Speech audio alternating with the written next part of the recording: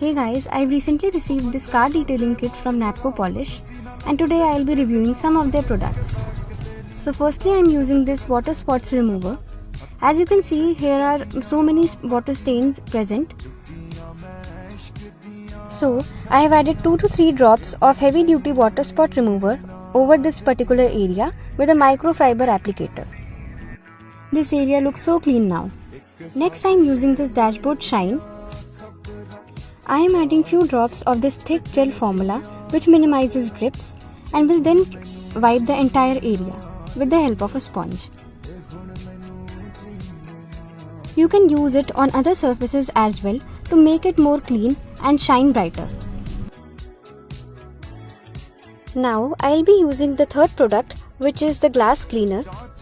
You can use it on any external surface as well as on the glass, which will give it a very clean finish. I personally love all their products and you can check out the caption for more details.